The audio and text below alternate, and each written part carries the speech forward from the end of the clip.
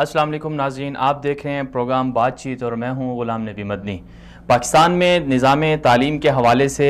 70 سال کا عرصہ گزر گیا، لیکن اس کے باوجود نظام تعلیم کے حوالے سے، نصاب تعلیم کے حوالے سے دینی مدارس اور عصری ادارے، کالجز، یونیورسٹیز، مدارس، مختلف تقسیمیں موجود ہیں۔ اور پاکستان میں بہت ساری ایجوکیشن کے حوالے سے اگر دیکھا جائے تو اس وقت بھی پاکستان کے اندر جو لٹریسی ریٹ ہے وہ بہت کم ہے۔ بہت سارے بچے ہیں جو اسکول کالج میں نہیں جا سکتے، تعلیم حاصل نہیں کر سکتے۔ پھر دوسری طرف دیکھا جائے تو بے روزگاری بھی پاکستان کے اندر بہت زیادہ ہے۔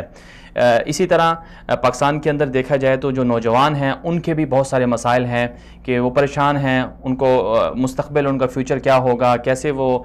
کہاں اپنے آپ کو وہ سیٹل کر سکتے ہیں، کس طرح سے وہ اپنے مسائل کو حل کر سکتے ہیں۔ یہ بہت بڑے مسائل ہیں پاکستان کے اندر۔ اور اسی طرح اس پر ہم آج بات چیت کرنے کے لیے ہمارے ساتھ خصوصی مہمان موجود ہیں، محترم جناب سید وقاص انجم جعفری صاحب، جماعت اسلامی کے رہنما ہیں، ڈپٹی جنرل سیکرٹری بھی ہیں، اور جماعت اسلامی جو سب سے بڑا تعلیم کا نیٹ ورک پاکستان میں چلا رہی ہے دار ارقم کے حوالے سے، اس کے بھی ذمہ دار ہیں۔ اور اسی طرح غزال ایجوکیشن ہے جو نان پروفٹ ادارہ ہے، تعلیم کا بہت بڑا ادارہ ہے، گاؤں دیہاتوں میں کام کر رہا ہے، اس کے بھی آپ وائس چیئرمین ہیں۔ اسی طرح جماعت اسلامی کے حوالے سے پاکستان میں چونکہ بہت اہمیت کی حامل جماعت ہے، اور اس میں کوئی شک نہیں ہے کہ جماعت اسلامی اسلامسٹ ایک جماعت ہے اور پاکستان میں نظریہ اسلام کے لیے کام کرنے والی واحد جماعت ہے، اور سیکولرزم، لبرلزم اور اسی طرح مختلف جو اسلامی مسائل ہیں، مسلمانوں کے مسائل ہیں، حتیٰ کہ دنیا کے دیگر ممالک میں مسلمانوں کے جو مسائل ہوتے ہیں جماعت اسلامی اس میں سب سے پہل کرتی ہے۔ تو جماعت اسلامی کی صورتحال اس وقت کیا ہے سیاسی حوالے سے، اور اسی طرح اندرونی حوالے سے، کیا جماعت اسلامی کو کیا واقعی مسائل ہیں، کیا واقعی جماعت میں کوئی اختلافات ہیں، یا جماعت بالکل اچھی طرح سے جا رہی ہے، اوپر جا رہی ہے، اسی حوالے سے بھی ہم آج بات چیت کریں گے سید وقاص انجم جعفری صاحب سے، ہمارے ساتھ موجود ہیں۔ جعفری صاحب بہت شکریہ، آپ تشریف لائے، آپ کا بہت بہت شکریہ۔ السلام علیکم کہتا ہوں آپ کو اور آپ کی وساطت سے وصال اردو کے جو ہے کہ ناظرین کو، اور میں آپ کو شکریہ ادا کرتا ہوں کہ آپ نے موقع فراہم کیا اس حوالے سے کہ آپ کے وصال اردو ٹی وی کی وساطت سے جو ہے کہ ہمارا پیغام اور ہمارا بات اور ہمارا موقف جو ہے وہ یعنی جو ہے کہ ایک بڑی تعداد میں پھیلے ہوئے ناظرین اور سامعین تک پہنچ سکے۔ جی بہت شکریہ۔ اچھا یہ فرمائیے گا، سب سے پہلے تو تعلیم کی اہمیت اور ضرورت یقیناً بہت زیادہ ہے، پھر پاکستان کے اندر بھی جو تعلیم ہے اس حوالے سے بھی ہم دیکھتے ہیں کہ پاکستان ابھی تک ان ممالک کی صف میں شامل نہیں ہو سکا جہاں پر 100% لٹریسی ریٹ ہے یا اس سے کم ہے، یعنی بہت زیادہ اچھا نہیں ہے پاکستان میں۔ تو آپ کیا کہیں گے کہ تعلیم کی اہمیت ہمارے معاشرے میں، سماج میں کیا ہے، اور پاکستان میں تعلیم کی اس اہمیت کو کس طرح سے دیکھا جاتا ہے؟ کیا واقعی پاکستان کے جو حکام ہیں یا اسی طرح دیگر جو لوگ ہیں، جماعتیں ہیں سیاسی، وہ تعلیم کو اس طرح سے اس کا مرتبہ جو ہے اس کے مطابق دیکھتے ہیں یا نہیں دیکھتے؟ دیکھیے مدنی صاحب، میرا خیال ہے جہاں تک تو تعلیم کی اہمیت کا، افادیت کا اور کسی بھی معاشرے کی ترقی میں تعلیم کے کردار کا تعلق ہے، اس کے متعلق تو کوئی دو رائے نہیں ہے۔ ہم تعلیم کے ایک سیکولر یا مادی پہلو کو لے لیں، اور چاہے تعلیم کے اخلاقی، روحانی، نظریاتی یا مذہبی پہلو کو لے لیں، ہر حوالے سے تعلیم کی ضرورت ہے۔ اور ہم یہ دیکھتے ہیں کہ دنیا میں جتنے بھی معاشروں نے ترقی کی ہے یا وہ بتدریج ترقی کی ہے، انہوں نے یہ کام تو کیا سب سے پہلے کہ انہوں نے تعلیم کو اپنی جو ہے کہ ترجیح قرار دیا ہے۔ اور ترجیح سے مطلب صرف یہ نہیں ہے کہ ہم اس پر بات کتنے کر رہے ہیں، ہمارے بیانی میں تعلیم پر کتنی بات کی جا رہی ہے، ہم کتنے زیادہ سلوگن دے رہے ہیں، بلکہ یہ ہے کہ آن گراؤنڈ تعلیم کے حوالے سے اقدامات، تعلیم کے حوالے سے جو فکر مندی ہے، اس کے حوالے سے ویژن، پھر اس کے تناسب سے اسٹریٹجی، اور پھر اسی حوالے سے وسائل کا تعین۔ بدقسمتی سے پاکستان اس وقت یعنی 70 سال سے زیادہ ہو چکے ہیں، ہم یہ دیکھتے ہیں کہ اس وقت پاکستان کا یہ بہت بڑا المیہ ہے۔ میں یہ سمجھتا ہوں کہ آپ پاکستان کے جتنے بھی مسائل ہیں، ان مسائل کی اگر آپ مختلف کیٹیگریز کر لیں، وہ پولیٹیکل ہیں، وہ سوشل ہیں، وہ کلچرل ہیں، وہ آئیڈیالوجیکل ہیں، میں یہ کہتا ہوں کہ ان ساروں کی روٹ کاز جو ہے کہ ایجوکیشن ہے، اس لیے کہ تعلیم کے ذریعے سے آپ قوم کو ایک نقطے پر، ایک مرکز پر متفق کرتے ہیں، اور آپ تعلیم کے ذریعے کہا یہ جاتا ہے کہ بنیادی طور پر تعلیم مستقبل کی نسل کو تیار کرنے کا نام ہے، اور چاہے برطانیہ ہو، چاہے امریکہ ہو، اور چاہے جدید اس دور میں ایران ہو یا کوئی اور ملک ہو، سب سے پہلے اگر وہاں کوئی تبدیلی آئی ہے پولیٹیکلی، تو اس تبدیلی کے فوراً بعد جو ہے کہ تعلیمی تبدیلی آئی ہے۔ خود پاکستان کی تاریخ میں دیکھیں کہ قبل از پاکستان جو ہے، جب انگریز یہاں آیا اور ایسٹ انڈیا کمپنی کو پولیٹیکلی جو ہے کہ یہاں اس کو اپنا موقع ملا آگے بڑھنے کا، تو اس نے سب سے پہلا کام کیا کیا کہ اس نے اپنا تعلیمی نظام سیٹ کیا، اور اس نے پاک مسلمانوں کی جو صدیوں سے جو روایتی زبانیں تھیں عربی اور فارسی، اس کے مقابلے میں اس نے انگریزی کو متعارف کروایا. حتیٰ کہ انہوں نے کلکتہ کے اندر فورٹ ولیم کالج جو ہے کہ وہ قائم کیا، کہ جس کا بنیادی کام کیا تھا کہ وہ ترجمہ کرتے تھے، کہ وہ مسلمانوں کی کتابوں کو کرتے تھے. تو میں یہ سمجھتا ہوں کہ اس وقت پاکستان کے جو بڑے چیلنجز ہیں، ان چیلنجز کے اندر جو ہے کہ چیلنج جو ہے کہ تعلیم ہے. اور آپ کے علم میں ہوگی والی بات کہ اس وقت پاکستان میں لگ بھگ 25% کے قریب جو ہے کہ ایسے بچے ہیں کہ جو تعلیم جانے والی عمر میں تعلیم سے محروم ہیں. یعنی 2 کروڑ اور 20 لاکھ سے زائد بچے اور بچیاں ایسے ہیں کہ جو 5 سے 16 سال کی عمر میں ہیں کہ جو اسکول نہیں جا رہے. گویا پاکستان دنیا میں نائجیریا کے بعد غالباً دوسرا ملک ہے کہ جس میں آؤٹ آف اسکول چلڈرن یعنی تعلیم سے محروم بچے موجود ہیں. تو یہ تو ایک چیلنج ہے کہ جس کو یعنی حکومتوں کا بھی چیلنج ہے، یہ معاشرے کا بھی چیلنج ہے، اور یہ میرے جیسے تعلیمی دنیا سے تعلق رکھنے والے لوگوں کا بھی اور پولیٹیکل پارٹیز کا بھی. پاکستان میں نظام تعلیم کے حوالے سے ظاہر سی بات ہے، جیسے تعلیم کی آپ نے اہمیت پر روشنی ڈالی، تو تعلیم کی ضرورت کو پورا کرنا حکومتوں کا کام بھی ہے، اور اسی طرح جو تعلیم سے وابستہ لوگ ہیں ان کی بھی ذمہ داری ہے. لیکن اس کے علاوہ بھی ہم دیکھتے ہیں جو پاکستان میں نظام تعلیم رائج ہیں، مختلف نظام تعلیم ہیں، تو اس کا بھی بڑا اثر پڑتا ہے سماج کے اوپر. تو آپ کیا سمجھتے ہیں کہ پاکستان میں نظام تعلیم مختلف کیوں ہیں؟ دینی تعلیم کا ایک الگ سسٹم ہے اور عصری تعلیم کا الگ ہے، تو یہ اس سے پھر آپ معاشرے کے اندر بھی تقسیم ہوتی ہے، خود پڑھنے والوں کے درمیان میں بھی ہوتی ہے. تو یہ ایسا کیوں ہے؟ ہم ایک سسٹم یا ایک نظام تعلیم کے ساتھ پاکستان کا سسٹم یا پاکستان کا نظام کیوں نہیں چل سکتا؟ یعنی بھائی صاحب اس کا مختصر ترین جواب تو یہ ہے کہ ہمارے ارباب اختیار جو ارباب حل و عقد جو ہے کہ انہوں نے طے ہی نہیں کیا کہ ہم نے اس کو ایڈریس کرنا ہے. یعنی میں بہت ہی ادب اور احترام کے ساتھ جو ہے کہ میں یہ جسارت کروں گا کہنے کی کہ یہ پہلے دن سے ہی ہم نے اس کو ٹیک اپ ہی نہیں کیا کہ ہم یار کہ قوم کو ایک مرکز کے اوپر لا سکیں. اس وقت پاکستان میں جو پولرائزیشن ہے، آپ تو کہتے ہیں نا کہ ایک دینی اور دنیاوی نظام ہے کہ ایک سٹریم وہ ہے کہ جو مولوی پیدا کر رہی ہے، جس میں ہمارے درس نظامی ہیں، جس میں ہمارے 5 وفاق ہیں، یعنی اہل سنت کے بھی ہیں، اہل تشیع کے بھی ہیں، اہل حدیث کے بھی ہیں. اچھا یہ ہو گیا. اس کے مقابلے کے اندر ہم کہتے ہیں عصری تعلیم، جس کو ہم کنٹمپریری ایجوکیشن کہتے ہیں. میں یہ کہتا ہوں کہ نہیں، کنٹمپریری ایجوکیشن کے اندر بھی جو ہے کہ کئی جو ہے کہ کلاسیفیکیشنز ہیں، کئی درجات اور کئی اقسام ہیں. مثال کے طور پر ایلیٹ کا ایک نظام علیحدہ موجود ہے کہ جو غیر ملکی نظام تعلیم کو اور غیر ملکی کتب کو پڑھاتا ہے. اچھا این جی اوز کا نظام تعلیم علیحدہ ہے. اچھا پبلک کا جو نظام تعلیم ہے وہ علیحدہ ہے. مڈل کلاس نے اپنی ضرورت کے تحت اور وہ جو چیلنج درپیش ہے انہوں نے اپنا ایک نظام بنایا ہے. میں اس وقت جو ہے 2-3 نظام تعلیم سے منسلک ہوں، اور میں بالکل اس بات کو کہتا ہوں کہ یعنی یہ کوئی بہت خوشگوار صورتحال نہیں ہے. تو یہ نظام تعلیم مختلف کس نے بنائے ہیں؟ الگ الگ نہیں. دیکھیے کہ جب کسی بھی معاشرے میں دیکھیے حکومت اپنا کردار چھوڑ، دیکھیے اس وقت جو ہے کہ ترقی یافتہ دنیا کے اندر 2 شعبے تو ایسے ہیں کم از کم، اگر یہ باقی بھی ہیں لیکن 2 شعبے تو ایسے ہیں کہ جس پر جو ہے دنیا کمپرومائز نہیں کری. ان میں سے ایک تعلیم اور ایک صحت. آپ جہاں بھی چلے جائیں، میں یہ کہتا ہوں کہ ایون پرائیویٹائزیشن بھی ہے، پرائیویٹائزیشن بھی ہے تو لیکن اس کی پرائیورٹیز، اس کی ترجیحات اور اس کا ویژن جو ہے وہ گورنمنٹ طے کرتی ہے. وہ گورنمنٹ طے کرتی ہے. پوری دنیا کے اندر اس وقت یہ ہو رہا ہے. ہمارا المیہ یہ ہے کہ حکومت نے اپنے کندھوں سے بوجھ اٹھا دیا ہے. اب جس کے دل میں جو آتا ہے وہ طور پہ کر رہا ہے. حکومت صرف جو ہے وہ ایک ریگولیٹری اتھارٹی کے طور پر موجود ہے پاکستان میں. اور ذرا وہ ہمارے ہاں جس طرح تعلیم نہیں بلکہ تمام دائروں کے اندر جو ہمارے ریگولیٹری انسٹیٹیوٹس ہیں وہ بہت ہی پور ہیں. اب یہ دیکھتے ہیں نا، اب جب اب ہمارے ملک میں معلوم ہو رہا ہوتا ہے کہ جب ہر چیز کا موٹو ایکشن سپریم کورٹ لے رہی ہے تو اس سے پتہ لگ رہا ہے کہ پورے ملک میں ادارے تو موجود ہیں، یعنی جو ہے کہ باقاعدہ نیب موجود ہے، احتساب کے ادارے موجود ہیں، سرویلنس کے موجود ہیں، ایون مسابقتی کمیشن موجود ہے، صارفین کی عدالتیں موجود ہیں. لیکن مطلب ہے کہ وہ ادارے کام نہیں کر رہے. تو میں یہ کہوں گا کہ بنیادی طور پر یہ ریاست کی ذمہ داری ہے. اچھا ریاست کے بعد پھر حکومت آتی ہے. جب ریاست اور حکومت یہ طے کر لیں کہ ہمیں تعلیم کا ایک نظام بنانا ہے تو اس کے نتیجے میں ہم دیکھیں ایک نئی حکومت بنی ہے، ہم یہ توقع کرتے ہیں کہ اس کے نتیجے میں یعنی وہ اس کو ٹیک اپ کریں گے. دیکھیے ہم یہ نہیں کہتے کہ روم ایک دن میں ایک رات میں بن جائے گا، ممکن نہیں ہے. ہتھیلی پر سرسوں جمانے کے ہم بھی جو ہے کہ وہ نہیں ہے. لیکن مسئلہ ہے کہ آپ پہلے اپنی ول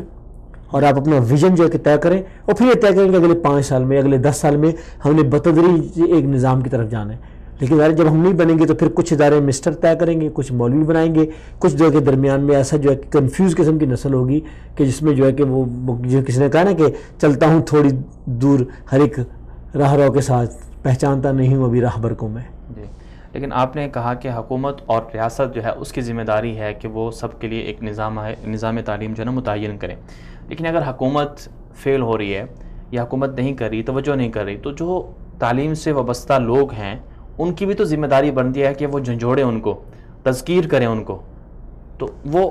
اہل علم جو ہیں وہ کیوں نہیں ان کو مجبور کرتے, ریاست کو کیوں نہیں؟ اپنے مسائل کے لیے تو نکل جاتے ہیں, جی لوڈ شیڈنگ ہو رہی ہے, فلاں مسئلہ ہو رہا ہے, بے روزگاری ہے, غربت ہے, لیکن حکومت کو یہ نہیں مجبور کرتے کہ بھئی ہم آج سے اسکول سارے بند کر دیں گے, آج سے کالج سارے بند کر دیں, روڈ پہ آئیں گے, ہم دیکھیے آپ کو نہیں چلنے دیں گے. مطلب ایک خوشائند بات تو یہ ہے کہ اس وقت پاکستان میں جن ایشوز پر سب سے زیادہ بات ہو رہی ہے ان میں تعلیم سر فہرست ہے. یعنی میں یہ سمجھتا ہوں کہ یہ ایک اوورآل پوری قوم میں ایک تعلیم کا ایک شعور ہے, ایک ارج ہے, حتیٰ کہ ایک بالکل ایک کامن مین جو ہے, ایک دہاڑی دار مزدور جو ہے, ایک کسان جو ہے, حتیٰ کہ اپنے ہاتھ سے محنت کرنے والا جو فرد جو ہے کہ جو روزانہ اپنی جو کہ روزی روٹی کماتا ہے, اس کی بھی خواہش ہے کہ میرا بچہ اچھی تعلیم حاصل کرے. تو یہ ایک ارج تو موجود ہے جس نے حکومتوں کے اوپر دباؤ میں اضافہ کر دیا ہے. دیکھیے پرائیویٹ سیکٹر جو ہے وہ کتنا بھی با وسائل ہو جائے اور کتنے بھی جو ہے کہ وہ اچھا کام کر لے, وہ حکومت کو نعم البدل نہیں ہو سکتا. دیکھیے جو ایک گورنمنٹ ہے, ایک گورنمنٹ کے پاس جو قوت نافذہ ہے, دیکھیے آج گورنمنٹ ایک ٹیکس کا اناؤنس کرتی ہے, آج آپ کے بجلی کے یا گیس کے ٹیرف کا اعلان کرتی ہے, آپ دیکھیں اگلے دن کے اس کی اثر پذیری آپ کو نظر آ جاتی ہے. بھئی یہ کیوں نہیں ہوتا کہ جب ہم اتنے بڑے بڑے فیصلے کر رہے ہوتے ہیں تو پھر یہ کیوں نہیں ہو سکتا کہ ہم تعلیم کے حوالے سے یہ طے کریں کہ ہمیں ایک نظام دینا ہے اور ایک نصاب دینا ہے ہم نے, کہ جس کے نتیجے کے اندر ہم ایک قوم تیار کریں نا, کہ جس کی ایک اورینٹیشن ہو کہ پاکستان کے حوالے سے. دیکھیے اس وقت مسئلہ کیا ہے کہ پاکستان کے اندر جو ہے کہ لوگ جب ایک طرف تو اسلام کی بات کرتے ہیں, پھر وہ کہتے ہیں کون سا اسلام, یعنی ایک ہی ہمارے یہاں موجود ہے. اچھا ہم پھر کبھی سسٹم آف گورنمنٹ کی بات کرتے ہیں, کبھی کہتے ہیں صدارتی, کبھی کہتے ہیں پارلیمانی. پاکستان کے اندر یہ بھی کلیئر نہیں ہے کہ دنیا اب یہ طے کر چکی ہے کہ یا پارلیمانی نظام ہے یا صدارتی نظام ہے. اگرچہ پاکستان کے اندر پچھلی جو ہے کہ آئین کی ترمیمات کے نتیجے میں جو ہے کہ صدارتی اختیارات میں خاصی کمی ہو گئی ہے اور زیادہ یہ پارلیمانی نظام ہے, لیکن ابھی بھی اس کے لحاظ سے اس کی چیز ضرورت ہے. تو میرا یہ خیال ہے کہ حکومت کو ہمیں بہرحال اس پر دباؤ ڈالنا ہوگا, اور یہ ہے بھی. دیکھیے اس سے پہلے ملینیم ڈیولپمنٹ گول کی بات آئی تھی کہ یہ طے کیا تھا کہ 2000 تک کہ انہوں نے یہ ہزاریے کے دیے تھے گول کے, اس میں یہ کام کرنے چاہیے حکومتوں کو, اور خاص طور پہ وہ حکومتیں کہ جو ڈیولپمنٹ کنٹریز ہیں. جب یہ کام نہیں ہوتا اب جو ہے کہ SSG آ گئے, SDG سسٹینیبل ڈیولپمنٹ گول, SDG. اب جو ہے کہ پوری دنیا نے مل کر یہ طے کیا ہے ہمیں تعلیم کے دائرے میں, صحت کے دائرے میں, پاورٹی کے دائرے کے اندر, ہمیں جو ہے کہ یوتھ کے دائرے میں, ہمیں خواتین کے دائرے میں ہمیں یہ کام کرنے ہیں. تو یہ ایک دباؤ پاکستان کے اندر بھی بڑھ رہا ہے چونکہ عوام کے اسپیریشنز ہیں, عوام کے جذبے ہیں کہ جو حکومت پر دباؤ ڈالیں. دوسری طرف جو ہے انٹرنیشنل ادارے جو ہے کہ وہ بھی کہہ رہے ہیں کہ پاکستان کو جو ہے فلاں تاریخ تک, فلاں سال تک جو ہے کہ اسٹارٹ کو اچیو کرنا ہے, 100% بچوں کو اسکول لے کر جانا ہے. اچھا اس کے ساتھ ایک اور خوشائند بات یہ ہے کہ پرائیویٹ سیکٹر میں کمرشل بھی اور نان کمرشل بھی, میں یہ دونوں کو کہتا ہوں کہ کمرشل سیکٹر میں بھی اور نان کمرشل سیکٹر میں بھی اب ایسے ماڈل بن گئے ہیں کہ جو حکومت کی جواب دہی میں اضافہ کر رہے ہیں کہ دیکھیں کہ یہ ABC یہ ادارے بہت تھوڑے وسائل کے باوجود اگر اچھی تعلیم اور دے سکتے ہیں تو پھر حکومت یہ کیوں نہیں کر سکتی کہ جب اس کے پاس وسائل موجود ہیں. تو میرا یہ خیال ہے کہ آنے والے دنوں میں اب یہ زیادہ مومنٹم پڑے گا, حکومتوں پر دباؤ بھی آئے گا, اور انشاءاللہ آگے چل کر اگر آپ بات کہیں گے تو میں کچھ تعارف بھی کراؤں گا اداروں کا کہ جو ہم نے کیے ہیں کہ جس کے مثبت نتائج اس وقت بہرحال آ رہے ہیں. صاحب پرائیویٹ اور گورنمنٹ کے جو ادارے ہیں تعلیم کے حوالے سے, یہ جو تقسیم ہے, تو آپ نے کہا کہ پرائیویٹ ادارے کچھ ایسے بھی ہیں کمرشل اور نان کمرشل کہ جو بہت اچھا رزلٹ دے رہے ہیں. تو ایسا کیوں نہیں ہوتا کہ پرائیویٹ ادارے ختم ہو جائیں اور حکومت کی تحویل میں آ جائیں؟ یہ کیوں نہیں ہوتا؟ کیونکہ پرائیویٹ اداروں کا الزام یہ بھی ہے کہ وہ بازار بنے ہوئے ہیں, مارکیٹیں بنی ہوئی ہیں. دیکھیے یعنی یہ جسے کہتے ہیں کہ یہ بالکل سوال آپ کا ایسا ہے کہ انڈا پہلے آیا یا مرغی پہلے آئی ہے, کہ پہلے حکومت جو ہے کہ تعلیم دینے میں ناکام ہوئی اور پرائیویٹ تعلیمی ادارے فلورش کر گئے, یا پہلے پرائیویٹ تعلیمی ادارے گرو کر گئے حکومت ناکام ہو گئی. اچھا یہ ایک بڑی بحث ہے, لیکن میں یہ کہتا ہوں کہ دیکھیے تعلیمی اداروں نے, پرائیویٹ تعلیمی اداروں نے تمام تر کچھ تحفظات کے باوجود کہ یقیناً ان کی کچھ چیزیں بہتر ہونے کی ضرورت ہے, لیکن پرائیویٹ تعلیمی اداروں نے بہرحال جو ہے حکومت کے ساتھ کی کچھ ضروریات یعنی کچھ ذمہ داریوں کو شیئر کیا ہے پرائیویٹ تعلیمی اداروں نے. دیکھیے یعنی اس وقت بلکہ اگر آپ شہروں میں چلے جائیں یعنی میٹروز میں چلے جائیں، بڑے شہروں میں چلے جائیں، تو اس وقت تو اسکول لیول کے اوپر گورنمنٹ اور پرائیویٹ ادارے 50% ہے. یعنی مثال طور پر اگر 100 بچے تعلیم حاصل کر رہے ہیں تو 50 پرائیویٹ تعلیمی اداروں میں، 50 گورنمنٹ تعلیمی اداروں کے اندر ہے. اس کا مطلب یہ ہے کہ وہ ڈیمانڈ اور سپلائی کا معاملہ ہے کہ اگر وہ کچھ ڈیلیور کر رہے ہیں تو لوگ ان کے پاس جا رہے ہیں. اس کے مقابلے میں آج گورنمنٹ کے تعلیمی ادارے ڈیلیور کر جائیں، اس لیے کہ یہ بات تو میں بھی مانتا ہوں اور آپ بھی مانتے ہیں کہ گورنمنٹ کا انفراسٹرکچر زیادہ بڑا ہے، گورنمنٹ کی تنخواہیں زیادہ بہتر ہیں، گورنمنٹ کا جو ہے نا کہ زیادہ بجٹ، اس کی الوکیشن زیادہ ہے. لیکن اس کے باوجود اگر وہ نہیں ڈیلیور کر پا رہی تو اس کی وجہ کیا ہے؟ اس کی وجہ یہ ہے کہ وہ ان کے پاس جو ہے کہ وہ چیک اینڈ بیلنس کا نظام نہیں ہے.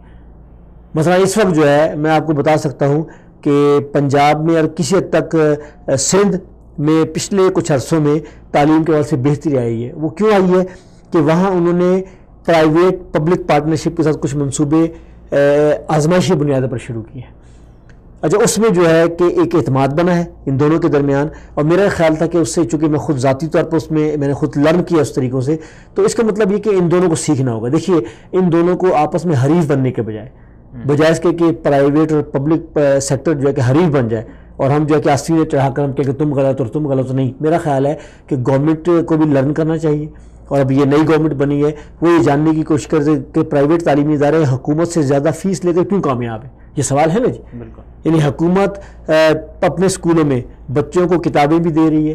کہیں کہیں جو ہے کہ بچوں کو اسٹائپنڈ اور وظیفہ بھی دیا جا رہا ہے، بچوں کو یونیفارم اور جو ہے کہ وہ چیزیں بھی اسیسری بھی دی جا رہی ہیں، اور پھر وہ ڈیلیور نہیں کر رہے ہیں. اس کے مقابلے کے اندر پرائیویٹ سیکٹر کے اندر والدین یہ سارا بوجھ برداشت کر رہے ہیں، میں مانتا ہوں برداشت کر رہے ہیں، اور فیسیں بھی دے رہے ہیں اور وہاں بچوں کو بھیج رہے ہیں، اس لیے کہ انہیں یہ پتہ ہے کہ وہاں ہمارے بچے کے اوپر توجہ دی جا رہی ہے اور دلچسپی لی جا رہی ہے. وہاں بھی کچھ چیزیں ٹھیک ہونے والی ہیں، لیکن میرا یہ خیال ہے کہ آن بورڈ لینا پڑے گا پرائیویٹ سیکٹر کو بھی، گورنمنٹ کو، اور دیکھنا ہوگا. لیکن جو ہے کہ یہ بتدریج یہ کام ہوگا، یہ ون گو میں تو نہیں ہو سکتا، لیکن ہمیں مل کر یہ کام کرنا ہوگا. میرا خیال ہے کچھ آزمائشی تجربات کامیاب ہوئے پنجاب کے اندر، میں خود ان کا حصہ ہوں. مجھے معلوم ہوا کہ سندھ کے اندر جو ہے ایون انٹیریئر میں بہت برا حال تھا، لیکن کچھ جگہوں پر بہتری آئی ہے، اور ہو سکتا ہے اب KPK کے اندر بھی جو ہے کہ وہ اس کو ایک ماڈل صوبہ بنا سکے آنے والے. کیا ایسا ممکن ہے کہ موجودہ حکومت اگر تعلیمی نظام کو اچھا کر لے، گورنمنٹ کے جو ادارے ہیں ان کو اچھا کر لے، اور ایک نظام تعلیم آ جائے، تو جو پرائیویٹ سیکٹرز ہیں یا پرائیویٹ ادارے ہیں وہ کیا ختم ہو سکتے ہیں؟ وہ پیچھے ہٹ جائیں گے کہ ہم نہیں کرتے، چلو حکومت کو دے دیتے ہیں؟ یہ ایک بڑے ویژن کے ساتھ اگر کوئی طے کیا جائے. اچھا، لیکن اس وقت جو چیلنج ہے، میں نے آپ کو بتایا نا کہ اس وقت تو الٹریسی کا جو چیلنج پاکستان میں وہ حکومت سے تو نہیں ہو رہا. دیکھیے، اسی وجہ سے میں آپ کو بتاؤں کہ اس وقت جو ہے میں جس ادارے کی نمائندگی کر رہا ہوں اور جو ایک نان پولیٹیکل ادارہ ہے، نان گورنمنٹ ادارہ ہے، اس میں ہمارے پاس اگر 1 لاکھ بچہ ہے تو 50,000 بچے ہم گورنمنٹ کے پڑھا رہے ہیں. میں صرف پنجاب کی بات کر رہا ہوں. یعنی میرے ادارے کے پاس جس کا نام غزالی ایجوکیشن ٹرسٹ ہے، 50,000 بچے گورنمنٹ کے اداروں کے ہیں کہ جو گورنمنٹ نے کہا ہے مجھے، یعنی پرائیویٹ سیکٹر کو، جو میں نان گورنمنٹ سیکٹر کی بات کر رہا ہوں، کہ جی آپ کی اچھی ریپیوٹ ہے، آپ نے پہلے اچھا کامیاب تجربہ ماضی میں کیا ہے، ہم آپ کو انوائٹ کرتے ہیں کہ آپ آئیں اور یہ گورنمنٹ کے 50,000 بچے لیں. اس کے لیے گورنمنٹ ہمیں وسائل فراہم کرے. ہم کوئی فیس نہیں لے رہے اسکولوں سے، ہم بچوں سے فیس نہیں لے رہے، کتابیں بھی گورنمنٹ فراہم کر رہی ہے. میں اس بات کو یعنی مانتا ہوں اور یہ اچھا ماڈل ہے. اس کا مطلب یہ ہے کہ جو آپ بات کر رہے ہیں کہ کہنے میں تو بہت خوشکن لگ رہی ہے کہ جی گورنمنٹ اپنا رول بڑھائے گی تو اپنا پرائیویٹ ادارے بند ہو جائیں گے. میں کہتا ہوں کہ ہو سکتا ہے یہ 10 سال کا ویژن ہو تو ہو سکتا ہے، بالکل ممکن ہے. کیا پرائیویٹ ادارے گورنمنٹ کو کچھ مشاورت دیتے ہیں، معلومات دیتے ہیں؟ میرا خیال ہے کہ مختلف فورم موجود ہیں، اور یعنی اس الیکشن سے پہلے بلکہ الیکشن کمپین کے دوران مجھے بھی ایسے کئی فورم پر جانے کا اتفاق ہوا کہ جس میں انہوں نے تمام پولیٹیکل پارٹیز، سابقہ حکومتیں چاہے وہ مرکز کی ہوں چاہے صوبوں کی ہوں، ان کو بلایا اور پرائیویٹ سیکٹر کو بھی بلایا، اور جو ہے کہ ان کو آن بورڈ لیا، جس میں انہوں نے ان سے کہنے کی کوشش کی کہ آپ بتائیے کہ آپ کا تعلیم کا ویژن کیا ہے. مختلف پولیٹیکل پارٹیز، ان کے مینیفیسٹو میں، ان کے مشہور میں تعلیم کہاں موجود ہے، اور جن کو گورنمنٹ ملی ان کے ایکس پارلیمنٹرینز آئے، انہوں نے آ کر بتایا کہ ہم نے تعلیم کے دائرے میں یہ کام کیا. تو میرا خیال ہے کہ یہ ایک ڈائلاگ بڑھنا چاہیے اور یہ ایک اچھی ابتدا ہے، لیکن بتدریج جو ہے کہ یہ کام ہوگا، یہ ون گو میں نہیں ہوگا. اس لیے کہ جتنا بڑا چیلنج ہے، یعنی وہ محض یہ نہیں ہوگا کہ کسی ایک ایڈمنسٹریٹو آرڈر کے نتیجے کے اندر جو ہے معیار تعلیم گورنمنٹ سیکٹر کا ٹھیک ہو جائے گا، اور کسی ایک جو ہے انتظامی فیصلے کے نتیجے کے اندر جو ہے آپ جو ہے کہ پرائیویٹ اسکولوں کو بند کر دیں گے. میرا خیال ہے یعنی جو ہے کہ حقیقت سے بہت دور کی بات ہے. پرائیویٹ جو ادارے ہیں ان پر یہ الزام ہے والدین کی طرف سے، بچوں کے والدین کی طرف سے، کہ وہ فیسیں بہت زیادہ لیتی ہیں، حتیٰ کہ سپریم کورٹ بھی نوٹس لے رہی ہوتی ہے، میڈیکل کے جو طلباء ہیں ان سے فیسیں ان کو واپس کروا رہی ہوتی ہے. تو یہ پھر جو پرائیویٹ ادارے ہیں وہ یہ کیوں نہیں سمجھتے، کیوں اس بات کا ادراک نہیں کرتے کہ ہم قوم کی نسل تیار کر رہے ہیں، ہم ان کے لیے ذرا اچھا کریں، بجائے اس کے کہ وہ ان سے بہت زیادہ فیسیں لیتے ہیں. تو اس کیسے کم ہو سکتا ہے؟ یہ ایک کنسرن ہے، اور پبلک کی طرف سے بھی آیا، میڈیا کی طرف سے بھی آیا. دیکھیے پرائیویٹ سیکٹر کی بھی کئی جو ہے نا کہ لیئرز ہیں، کئی ٹیئرز ہیں. دیکھیے ایک سیکٹر وہ ہے کہ جو ایلیٹ سکولز ہے، مثلا میں اس میں شمار کرتا ہوں کہ جو 10,000 سے اوپر فیس لینے والے، 20,000 25,000 40,000 50,000 فیس تک کے بچے موجود ہیں، کہ جو پاکستان کے بڑے شہروں میں، لگ بھگ تمام بڑے شہروں میں یہ جو ہے کہ ادارے موجود ہیں. ایک جسے کہتے ہیں کہ ایک درجہ یا ایک کلاسیفیکیشن ان اس کو ہے. اچھا اس کے بعد وہ تعلیمی ادارے آتے ہیں کہ جو 5,000 تک کے ہیں، یعنی اس کو بھی آپ کہتے ہیں کہ یہ مہنگے اسکول ہیں. پھر اس کے بعد جو ایک بڑی کیٹیگری ہے کہ جو آتی ہے 5,000 سے لے کر 2,000 تک کی. اچھا ان کو جو ہے کہ میں یہ نہیں کہتا کہ یہ کوئی ایکسپلائٹیشن کر رہے ہیں. دیکھیے ظاہر بات یہ پرائیویٹ سیکٹر وہ ہے کہ جس کو گورنمنٹ سبسڈی نہیں دے رہی، جس کے اوپر یعنی کئی طرح کے ٹیکسز بھی موجود ہیں. اچھا یہ وہ لوگ ہیں کہ جن کو جو ہے کہ تمام چیزیں مارکیٹ ریٹ کے اوپر مل رہی ہیں. اب ظاہر بات ہے یعنی مسئلہ اس وقت یہ ہے کہ پاکستان کی جو مڈل کلاس ہے وہ اپنے بچوں کو پڑھانا چاہ رہی ہے. اب اچھا وہ ان کے لیے افورڈیبل اسکول یہی ہیں کہ جن میں 2,000 3,000 4,000 5,000 تک جن کی فیس ہے. اچھا یہ وہ سیگمنٹ ہے کہ جس میں سب سے زیادہ جو ہے کہ ہمارے پڑھتے ہیں، جو ہے کہ طلبہ اور طالبات پڑھتے ہیں، جو والدین کہ یعنی جن کی کچھ ارننگ ہے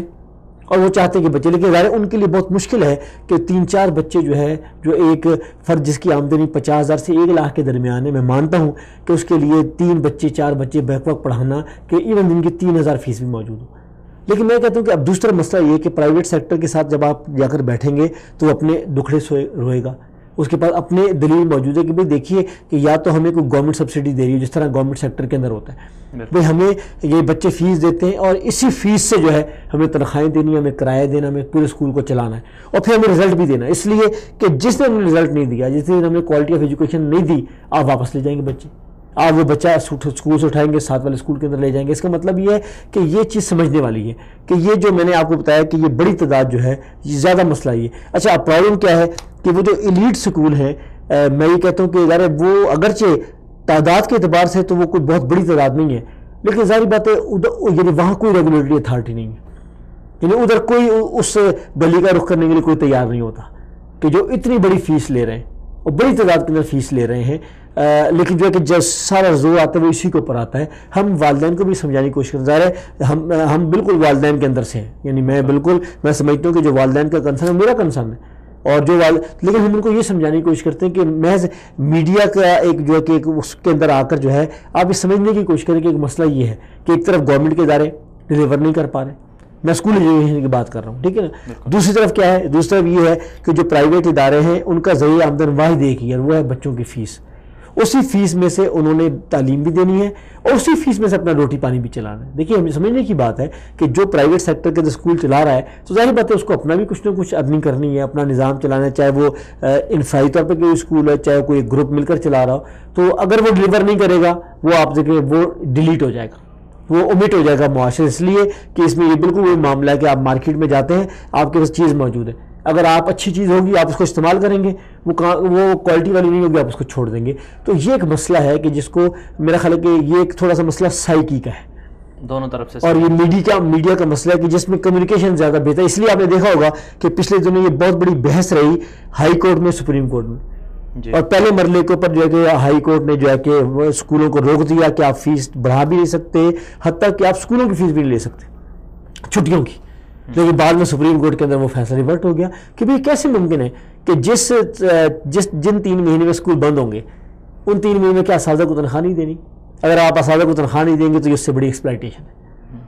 یعنی دیکھیے کہ اس کا مطلب ہے کہ آپ سال کے 12 مہینے کے لیے ایک ملازم رکھتے ہیں، اس میں آپ 9 مہینے کی کہتے ہیں ہم آپ کو تنخواہ دیں گے، چونکہ 3 مہینے میں والدین تنخواہ نہیں دیتے. جب ہم نے یہی دلائل جو ہے کہ عزت مآب چیف جسٹس اور عدالت عظمیٰ میں یہ کی ہے تو اس میں اس بات کو مان لیا گیا کہ کیسے ممکن ہے کہ بھی آپ یعنی ایک کورٹ لوئر کورٹ جو ہے وہ روک رہی ہے اسکولوں کو کہ آپ جو ہے کہ فیس نہیں لے سکتے، تو پھر جو ہے کہ وہ کرایہ کیسے دیں گے جس بلڈنگ میں انہوں نے اسکول قائم کیے ہوئے ہیں. تو مسئلہ یہ کہ یا تو وہ گڈ ٹائم آ جائے کہ جس میں گورنمنٹ ساری چیزیں لے لے، یا گورنمنٹ ہمیں سبسڈی کرے، یعنی گورنمنٹ کے کچھ پروجیکٹ ہیں، میں نے جس طرح آپ کو بتایا کہ جس طرح پنجاب کے اندر انہوں نے ایجوکیشن واچر اسکیم بنائی ہے کہ جس میں جو ہے بچوں کو واچر ملتے ہیں اور وہ اس واچر کے ان کو فیس جو ہے کہ پنجاب گورنمنٹ یا پیف یا اس طرح کا ادارہ دیتا ہے، سندھ میں بھی. اور یہ جو سکیمیں ہیں کیا کامیابی ہیں؟ یہ ہمارا خیال ہے کہ اگر اس کے اندر سے آپ جو ہے کہ اس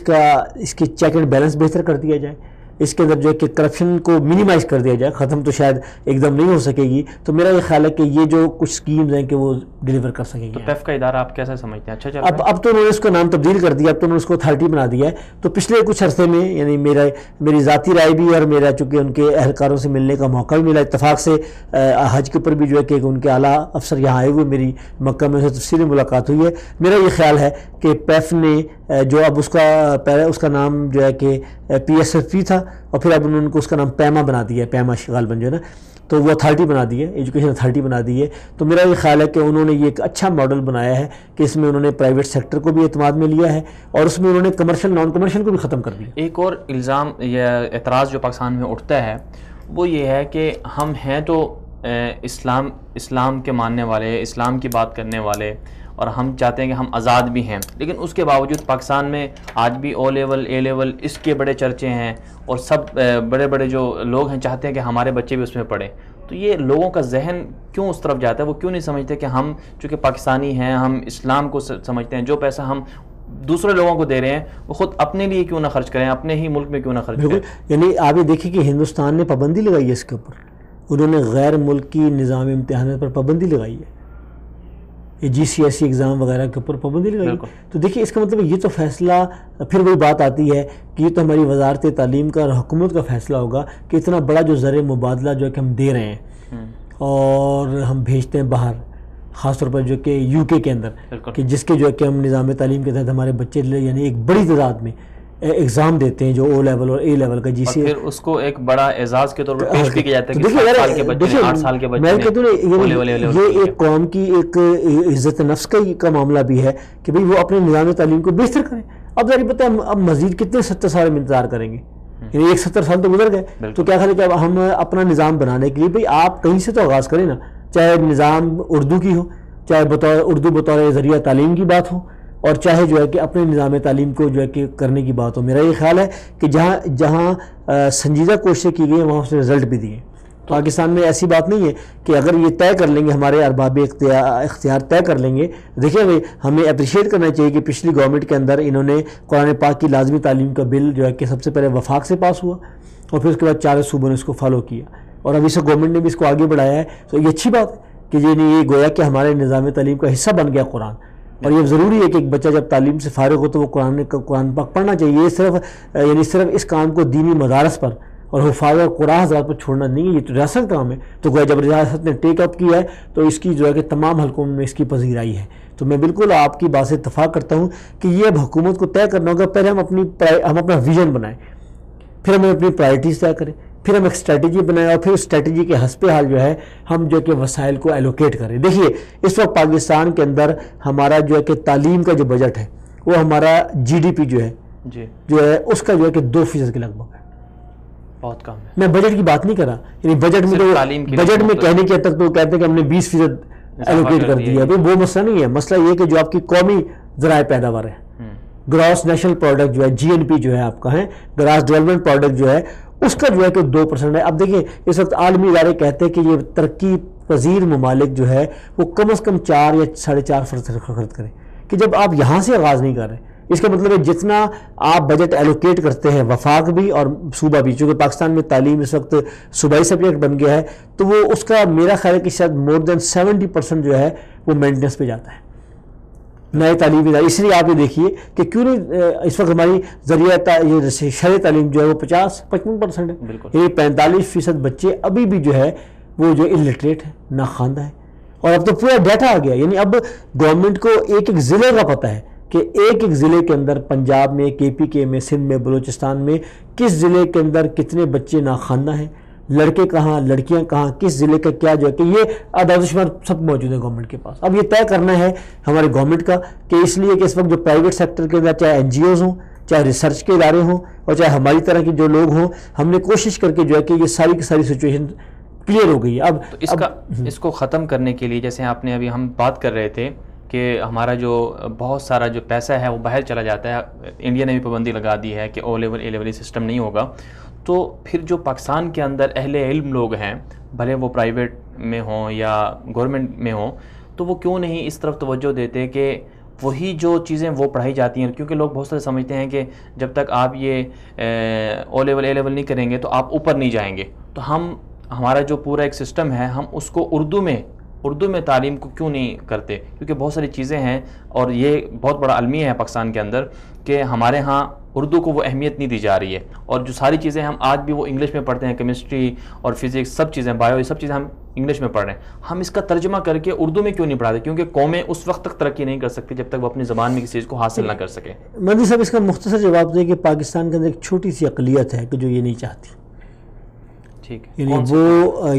وہ اقلیت ہے کہ جو غیر ملکی نظام ہائے تعلیم سے مرعوب بھی ہے,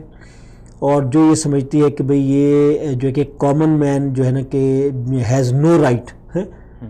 to come into the power corridors, کہ اس کے نتیجے میں جو ہے عام آدمی جو ہے وہ آ سکے. دیکھیے 2-3 چیزیں ایسی ہیں کہ جس نے پاکستان کی سیاست کو بھی اور پاکستان کے معاشرے کو بھی ایک جگہ پر روک کے رکھا ہوا ہے. دیکھیے ایک تو مسئلہ یہ ہے کہ ایک تعلیم ہمارے یہاں چونکہ عام نہیں ہے, اور اس کی بنیادی وجہ یہ ہے کہ جو ذریعہ تعلیم ہمارا ہے,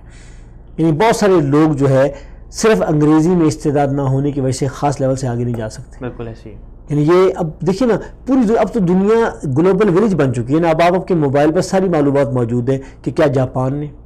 کیا چین نے, کیا کوریا نے, کیا فرانس نے, کیا ایران نے, یا کسی نے بھی جو ہے وہ آگے بڑھا ہے, ترقی کی ہے, تو اس نے صرف اس لیے کی ہے کہ اس نے جو کہ دوسروں کی زبانوں میں ان دنیا میں کوئی ایک قوم بھی ایسی نہیں ہے کہ جس نے غیر ملکی زبان کو جو ہے اختیار کر کے 100% شرح خواندگی حاصل کیا. یہ سب سے پہلی بات تو یہ. اب ہمارے یہاں مسئلہ یہ کہ جس کو انگریزی پڑھنی شوق سے پڑھے, لیکن آپ اس کو لازمی کیوں کرتے ہیں؟ ہماری 70% جو آبادی کی ضرورت نہیں ہے انگریزی, اردو سے اس کا کام چل جاتا ہے پورا. جو پرائیویٹ ادارے ہیں حتیٰ کہ آپ بھی ہیں, تو ان اداروں میں بھی تو یہ لکھا جاتا ہے کہ انگلش میڈیم. اس کی وجہ یہی ہے کہ جس دن حکومت یہ بات طے کر لے گی وہ میں بھی کہتا ہوں, میں کہتا ہوں انگریزی کی لازمی حیثیت. دیکھیے مثال مقابلے کے امتحان ہے, ہمارا یہ بڑا زوردار مطالبہ ہے کہ مقابلے کے امتحان الٹیمیٹلی اردو میں لیے جائے, یا پہلے مرحلے کے اوپر جو کہ اردو اور انگریزی دونوں میں امتحانات لیے جائیں. مجھے بتائیے کہ آخر جو ہے کہ جامعہ اشرفیہ کا یا جو ہے کہ جامعہ مدنیہ کا یا بنوری ٹاؤن کا جو ہے کہ فارغ التحصیل جو ہے کہ وہ کن سی ایس ایس میں کوالیفائی کر سکتا؟ کیا وہ پاکستان کا شہری نہیں ہے؟ کیا وہ سیکنڈ گریڈ سٹیزن ہے؟ یعنی یہ اس کا جواب کس کے پاس ہے؟ یعنی ہم پوچھتے ہیں نا کہ جو پالیسیز بناتے ہیں کہ کیوں اس کے لیے یہ نہیں ہے کہ میں صرف یہ ہے کہ اس کی ڈگری کو آپ جو ہے کہ کسی جو ہے کہ درس نظامی کو یا جو ہے کہ وہ فاضل علوم کو جو ہے کہ آپ کہہ دیں میٹرک کے برابر انٹر کے برابر ہے, یہ تو کوئی بات نہ ہوئی نا کہ آپ اس کو موقع دیں کہ پاکستان کا ہر شہری جو ہے, یعنی دنیا تو یہاں پہنچ گئی ہے کہ ایک آدمی آرٹس پڑھتا ہے اور اس کے بعد وہ کہتے ہیں میں نے جو ہے کہ MBBS پڑھنا ہے, آپ چلے جائیے امریکہ میں, آپ برطانیہ میں چل جائیے, وہ کوالیفائی کرتا ہے تو اس کے لیے کوئی شرط نہیں ہے کہ اس نے پیچھے سائنس پڑھی ہو,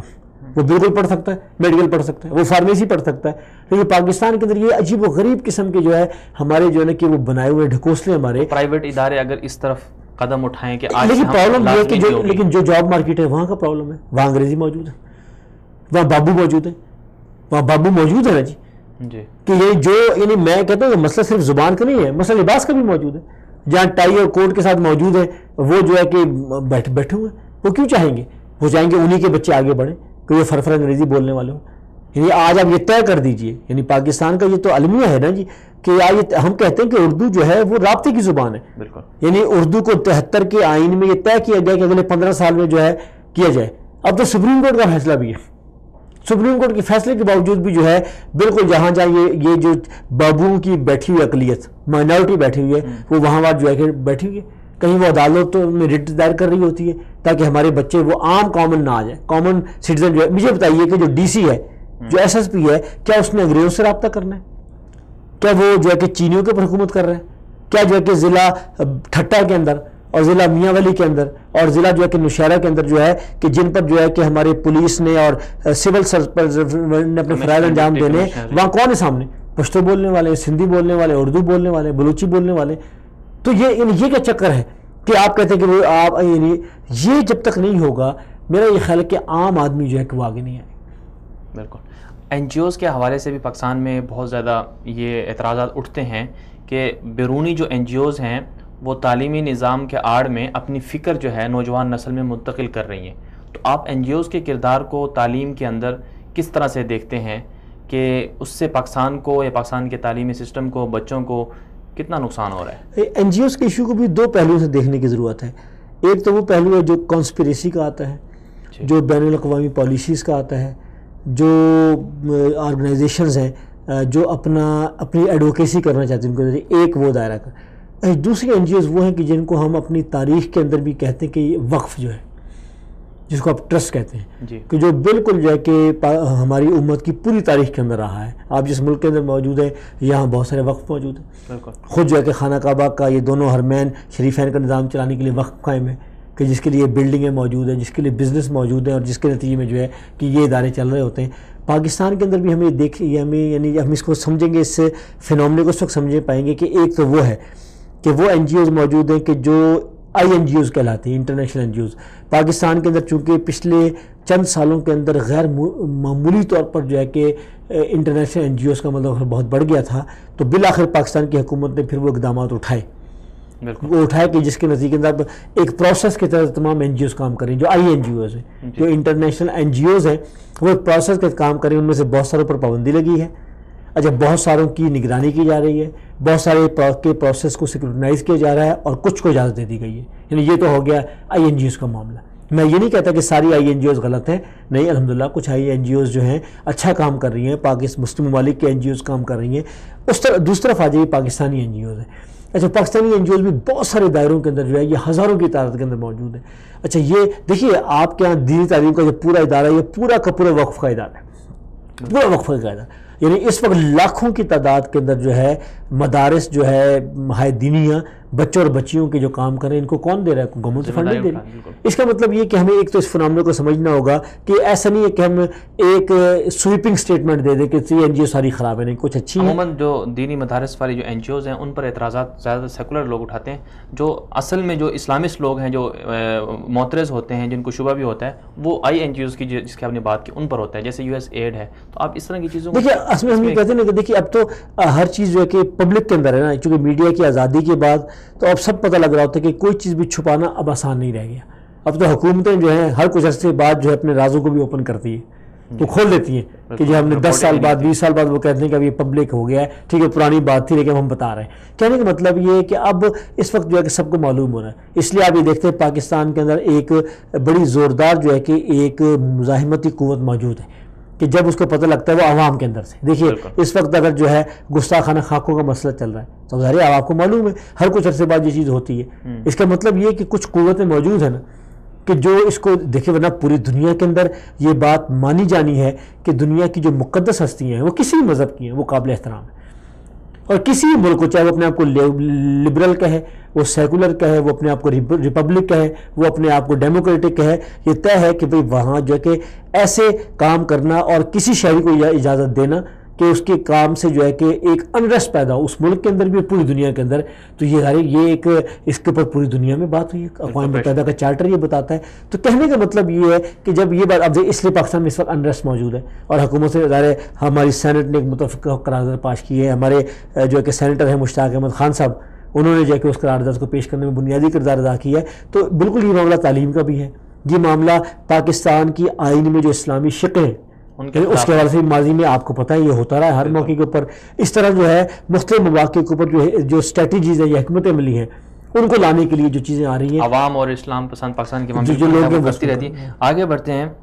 جعفر صاحب یہ فرمائیے گا کہ آپ چونکہ دار ارقم جو بہت بڑا نیٹ ورک ہے پاکستان میں اس سے وابستہ ہیں, اور اس طرح آپ ایک اور دوسرا غزالی ایجوکیشن سسٹم بھی چلا رہے ہیں, تو آپ دار ارقم کے حوالے سے کیا بتائیں گے کہ دار ارقم کیا چیز ہے اور کتنے طلباء اس میں پڑھتے ہیں, اور اس سے اس کا مقصد کیا ہے, اہداف کیا ہیں, اور کیا آپ وہ اہداف کو اچیو بھی کر رہے ہیں؟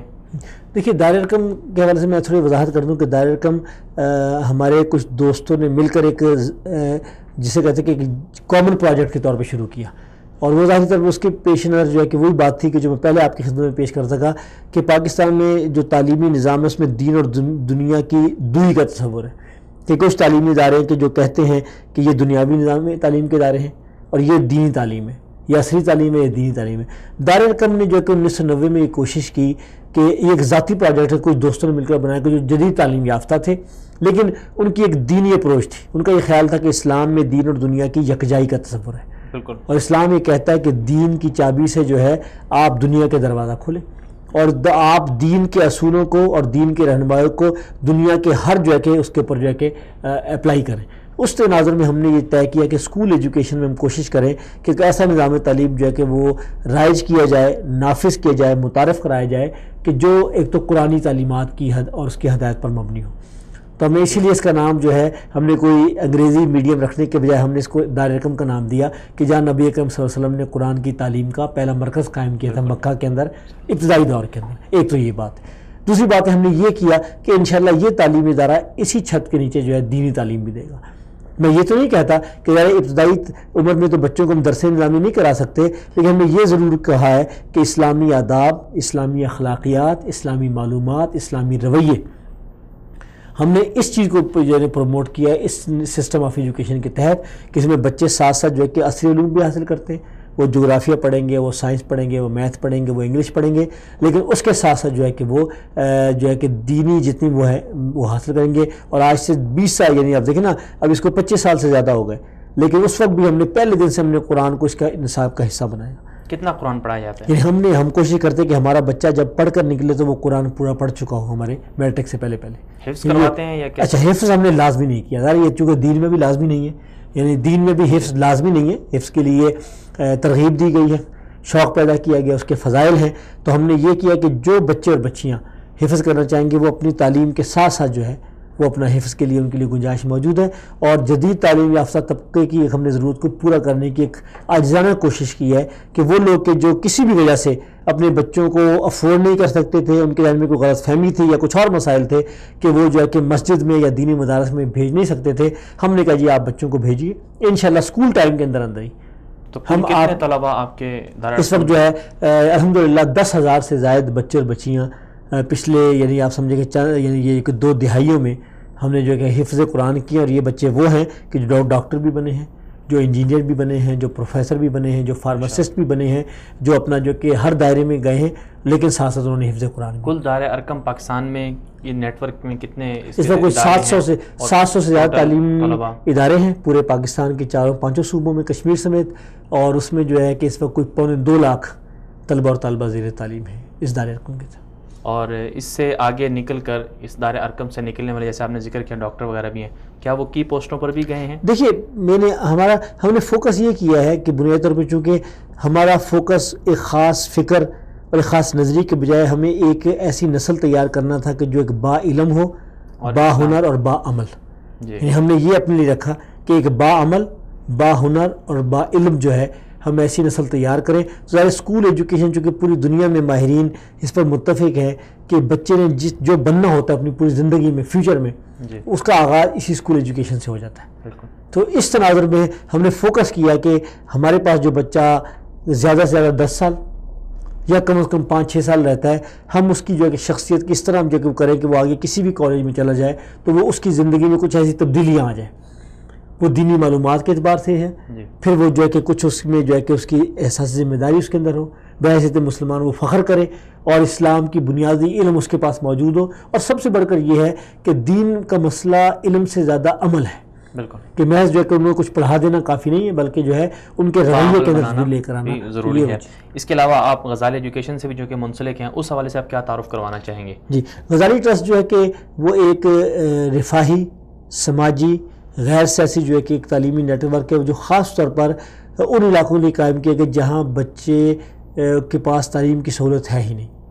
یعنی یہ ایک فری فری اسکول آف، آپ کے علم میں ہوگا کہ اس وقت جو آخری سینسس ہمارا آیا ہے جس کے رزلٹ ابھی جاری نہیں ہوئے، وہ اس کے مطابق بھی اس وقت پاکستان میں کوئی 65%، 63-65% آبادی ہے جو دیہاتوں میں رہتی ہے، یعنی پاکستان کا ابھی بھی 2/3 آپ کہہ سکتے ہیں کہ وہ دیہاتوں میں ہے، اور وہ بہت سارے حوالے سے ابھی بھی، اور یہ جو آؤٹ آف اسکول چلڈرن کی بات ہو رہی ہے یہ بھی اسی جگہ پر زیادہ ہے۔ تو آپ کا غزالی تو ہم نے فوکس یہ کیا ہے، ہم نے یہ آغاز کیا تھا 1995 سے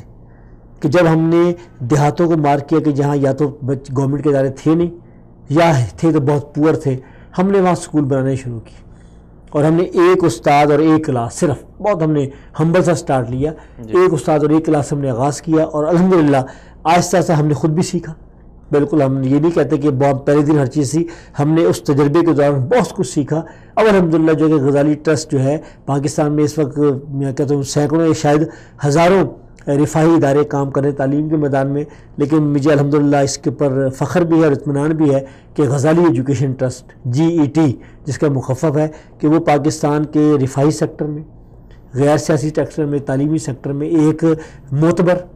اور ایک قابل اعتماد ادارے کے طور پر شمار ہو رہا ہے. اب حکومت جو ہے اپنے پروجیکٹ اس کو سپورٹ کر رہی ہے, اور ہم نے کوشش کی ہے کہ ہم اس دائرے میں جو ہے فیس نہیں لی جاتی, نہیں فیس نہیں لی جاتی, اس میں جو کہ فری آف کاسٹ ہے, میٹرک تک تعلیم دی جاتی ہے. یہ پری یعنی آپ سے پرائمری سے لے کر میٹرک تک کے یہ اسکول ہیں, مختلف جگہوں پر مختلف حیثیتوں سے موجود, اور اس میں جو ہے اس وقت 1 لاکھ کے قریب بچے پڑھ رہے ہیں. جی جعفر صاحب آگے بڑھتے ہیں, چونکہ وقت بھی ہمارے پاس مختصر رہ گیا. آپ کا چونکہ تعلق جماعت اسلامی سے بھی ہے, آپ اس کے اہم تعلیم و تربیت کا جو شعبہ ہے اس کے ذمہ دار بھی ہیں, اور ساتھ ساتھ سیاسی صورتحال بھی دیکھتے ہیں. تو جماعت کے حوالے سے ابھی کچھ دن پہلے یوم تاسیس بھی تھا جماعت کا, تو آپ کیا کہیں, کیا سمجھتے ہیں کہ جماعت کی اس وقت جو صورتحال ہے پاکستان میں, جو حالیہ الیکشن ہوئے ہیں اس میں جو عوام کے اندر یہ ہے کہ جماعت ہمیشہ جب ان کو فیصلہ کرنا ہوتا ہے, فیصلہ کرنے میں وہ ایسی جگہ پہ کھڑی جاتی ہے جو ان کے مخالف میں جاتے ہیں فیصلے. مثلا اس کی میں وضاحت کروں کہ وہ یہ کہتے ہیں کہ ان کو اتحاد نہیں کرنا چاہیے تھا متحدہ مجلس عمل سے. KP میں جس طرح سے وہ تحریک انصاف کے ساتھ اگر اب بھی ہوتے تو دونوں مل کے بہت اچھی سیٹیں بھی لے سکتے تھے. تو آپ کیا سمجھتے ہیں کہ حالیہ الیکشن میں جماعت اسلامی کو جو شکست ہوئی ہے اس کی ذمہ دار یا اس کی وجوہات کیا ہو سکتی ہیں؟ دیکھیے, جو کہ سیاسی جماعتیں ایک پبلک پراپرٹی ہوتی ہیں, اور ظاہر جماعت اسلامی اس سے مختلف نہیں ہے, اور یہ پورا حق حاصل ہے میڈیا کو بھی, ذرائع ابلاغ کو بھی, عوام کو بھی, اور اہل علم و دانش کو بھی کہ وہ جماعت کی کسی بھی پالیسی کے اوپر تنقید بھی کریں, ہماری رہنمائی بھی کریں, اور اس میں جو ہے کہ وہ اپنا نقطہ نظر بیان کریں. دیکھیے سیاسی جماعتوں کا کوئی بھی فیصلہ جو ہے کہ وہ تنقید سے خالی نہیں ہوتا, اور جماعت اسلامی چونکہ ایک سیاسی جماعت تو ہے لیکن اس کے ساتھ ساتھ وہ ایک دینی جماعت بھی ہے, اور جماعت اسلامی واحد جماعت ہے کہ جس کے اندر ایک فیصلے کا پروسیس اور میکنزم موجود ہے کہ جماعت اسلامی جیتے یا ہارے. جماعت اسلامی کی پارلیمانی کارکردگی وہ ایک ممبر پر مشتمل ہو یا 50 پر مشتمل ہو, لیکن جماعت جو ہے کہ ایک طریقے اور ایک ضابطے کے ساتھ ہے, یہ پولیٹیکل پارٹی بھی ہے. اس لحاظ سے ہم اس بات کو تسلیم کرتے ہیں کہ حالیہ انتخابات میں جو ہے کہ ہم اس طرح جو ہے کہ مطلوبہ نتائج نہیں لے سکے. ہمارا یہ خیال تھا کہ ہمیں جو ہے کہ ہماری پچھلی کارکردگی جو تھی جس میں ہم لگ بھگ ہمارے 17 ممبر پارلیمنٹ موجود تھے 2013 سے 2018 تک کی پارلیمنٹ میں, ہمارے 17 پارلیمنٹری موجود تھے سینٹ میں, قومی اسمبلی میں اور صوبائی اسمبلیوں کے اندر, اور الحمدللہ یعنی کسی ایک معاملے پر بھی جو ہے کہ انگلی نہیں اٹھائی جا سکتی کہ جماعت اسلامی کے جو نمائندے تھے انہوں نے عوام کی نمائندگی کی ہے, انہوں نے امانت اور دیانت کی سیاست کی ہے, انہوں نے جو ہے کہ بالکل جو ہے بر وقت جو ہے کہ قومی ایشوز کو جو ہے کہ ہائی لائٹ کیا ہے, اور وہ جو ہے کہ اور ظاہر ہم پیش کرتے ہیں ان 17 کے 17 لوگوں کو کہ وہ یعنی کوئی بھی ادارہ کوئی بھی ذرائع ابلاغ جو ہے کہ وہ ان کا آڈٹ کر لے ان کے. لیکن اچھا اب آ جاتے ہیں اس میں وجوہات کیا تھی کہ پیچھے والے بھی گم ہو گئے. جماعت اسلامی نے یہ پورے غور و خوض کے بعد یہ افتتاح کیا تھا کہ ہم نے دینی جماعتوں کے اتحاد کے ساتھ جو ہے کہ انتخابات میں اترنا چاہیے. دیکھیے ایک لحاظ سے دیکھا جائے تو یعنی اس اتحاد نے لگ بھگ جو ہے کہ 14 قومی اسمبلی کی سیٹیں حاصل کی ہیں. یہ ٹھیک ہے کہ اس میں جو ہے کہ جماعت اسلامی کا حصہ سب سے کم ہے, جماعت اسلامی کا قومی اسمبلی کے اندر ایک امیدوار کامیاب ہوا ہے, اور صوبائی اسمبلی کے اندر بھی ایک ہی امیدوار جو ہے کامیاب ہوا ہے. 2 ہمارے سینیٹر پہلے موجود ہیں, یعنی جس میں سینیٹر سراج الحق صاحب اور مشتاق احمد خان صاحب, تو ہم اس بات کو مانتے ہیں. دیکھیے اس الیکشن کے حوالے سے ہمیں نہیں بلکہ پاکستان کی لگ بھگ تمام سیاسی جماعتوں کو شدید تحفظات ہیں, اور ہم بھی اس کا حصہ ہیں, اور ہم نے اس بات کو کھلے عام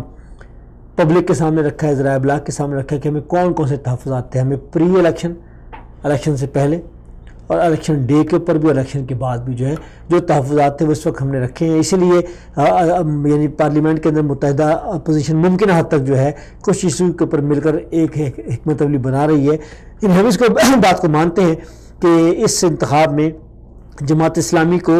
اس طرح جو ہے کہ یعنی جسے پذیرائی نہیں مل سکی کہ وہ زیادہ اپنے نمائندوں کو قومی اسمبلی اور صوبائی اسمبلی کے اندر بھیج سکتی. اور ظاہر اس میں ایک تو ہمارا انٹرنل ڈیبیٹ ہے کہ جو ہم اپنی حکمت عملی کے اوپر غور کر رہے ہیں کہ بھئی اس کو کیسے بہتر بنایا جا سکتا ہے کہ ہم آئندہ آنے والے دنوں میں جو ہے کہ اس کو بہتر کر سکیں. یہ بھی ہے ہم پبلک کے پاس بھی جا رہے ہیں. ظاہری بات ہے کہ اس وقت سوشل میڈیا کے اوپر بحث چل رہی ہے اور جو ہمارے لوگ ہیں چاہے وہ ہمارے اپنے دائرے میں ہوں اور چاہے ہمارے جو ہے کہ وہ لوگوں کو جو ادروائز اوپینین رکھتے ہیں وہ ہمیں بات بتا رہے ہیں کہ ہمیں کیا کرنا چاہیے. تو جماعت اسلامی اس وقت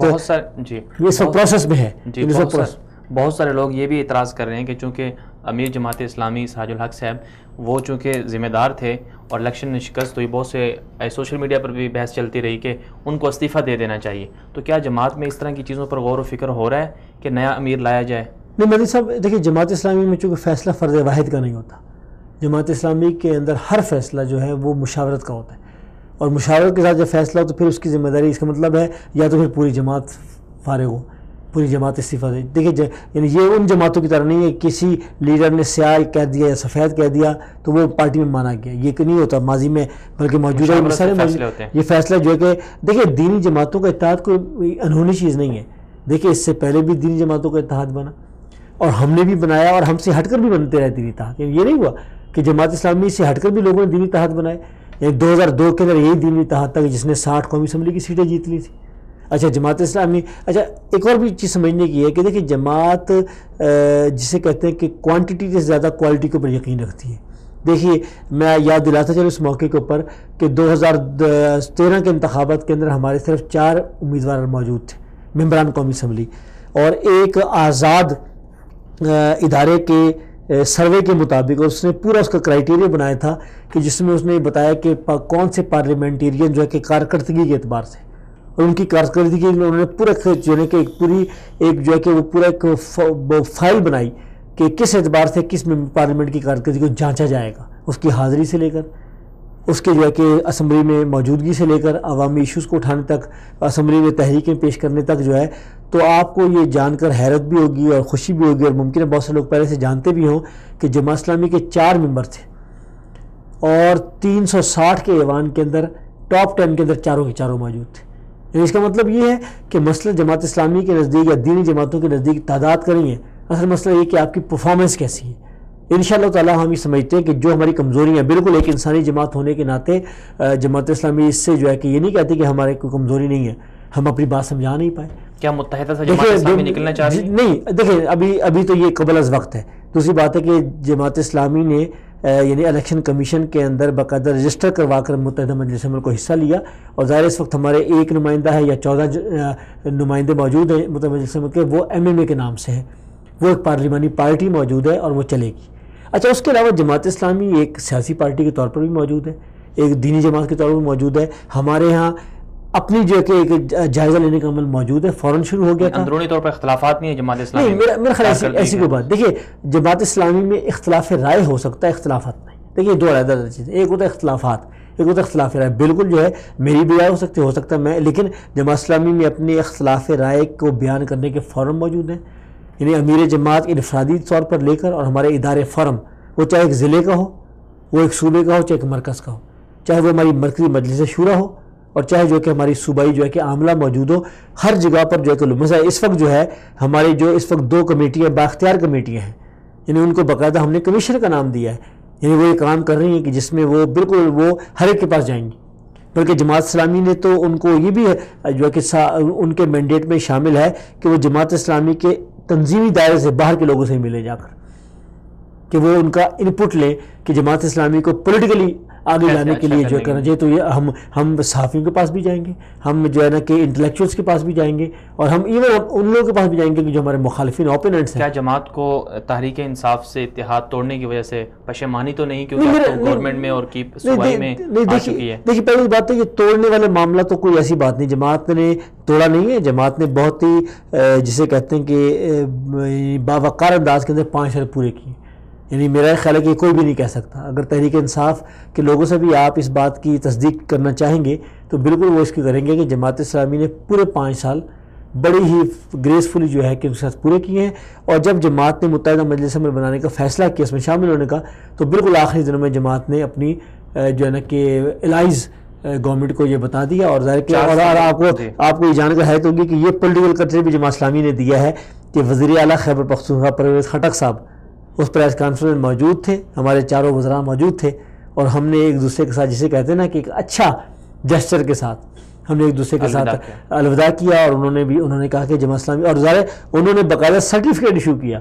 کہ جو ہے کہ ہماری کیبنٹ کے اندر سب سے بہتر کارکردگی جماعت اسلامی کے وزراء کی تھی۔ وزیر اعظم کے انتخابات جب ہوئے تو اس میں تو جماعت نے ووٹ نہیں دیے عمران خان کو، ابھی 4 ستمبر کو ڈاکٹر عارف علوی صدر کے لیے منتخب ہونے جا رہے ہیں یا اس کے انتخاب ہو رہا ہے، تو کیا جماعت اسلامی ان کو ووٹ دے گی یا علیحدہ رہے گی؟ نہیں، اس میں ہم نے تو اس بات کا اعلان کر دیا ہے کہ اگر متحدہ اپوزیشن کا مشترکہ امیدوار ہوتا تو ہم اس کو ووٹ دیتے، لیکن وہ نہیں ہو سکا، تو اس وقت جو ہے کہ اس وقت یعنی پیر پارٹی کو چھوڑ کر اس وقت متحدہ اپوزیشن نے اپنا امیدوار جو ہے کہ وہ کر دیا ہے، اناؤنس کر دیا ہے، تو اس میں تو پھر اس کا مطلب فضل الرحمان صاحب کو ووٹ دیں بالکل گے؟ ظاہر ہے کہ ڈیفینیٹلی ہم اس کا حصہ ہیں، اور ظاہر ہے ہم اس اچھا آپ دیکھیں ہم اس مشاورت کے عمل میں شریک ہیں، ظاہر اس میں جو بھی بات ہے ہم نے کہی ہے، ہم کیا اور جماعتوں نے بھی کہی ہے، لیکن ظاہر جب ایک فیصلہ ہو گیا تو پھر جو ہے کہ ہم ان کو ہمارے نمائندے جو ہے وہ مولانا فضل الرحمان صاحب کو ہی ووٹ دیں گے۔ ظاہر ہے ہمیں دیکھیں یہ ہر پارٹی کا رائٹ ہے،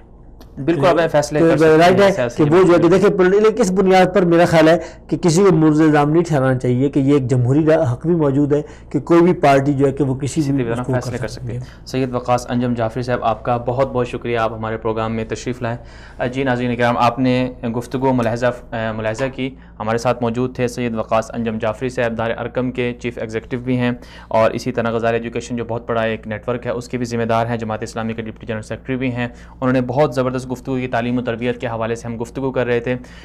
پاکستان میں نظام تعلیم کے حوالے سے ہم نے گفتگو کی۔ پاکستان میں تعلیم کا جو مسئلہ ہے اس میں نہ صرف حکمرانوں کو، نہ صرف حکومتوں کو اپنا کردار ادا کرنا ہوگا، بلکہ عام عوام کو بھی، جس طرح عام عوام اپنے حق کے لیے باہر نکلتی ہے، احتجاج کرتی ہے لوڈ شیڈنگ کے حوالے سے، بے روزگاری کے حوالے سے، ان کو تعلیم کے حوالے سے بھی باہر نکلنا ہوگا کہ ان کے بچوں کو ایک ہی نظام تعلیم کے ساتھ جوڑا جائے۔ اور پھر بے روزگاری کا مسئلہ ہے، بچے جب تعلیم حاصل کر لیتے ہیں ان کو روزگار نہیں ملتا، وہ بھی بڑے مسائل ہیں، تو اس کے لیے بھی عوام کو باہر نکلنا ہوگا۔ اہل علم و دانش جو ہیں انہیں بھی یہ غور و فکر کرنا ہوگا، خود حکمرانوں کے پاس چل کر جائیں، حکومتوں کے پاس چل کر جائیں، انہیں یقین دلائیں، انہیں سمجھائیں، انہیں مشورے دیں کہ پاکستان میں ایک ہی نظام تعلیم ہو، تاکہ پھر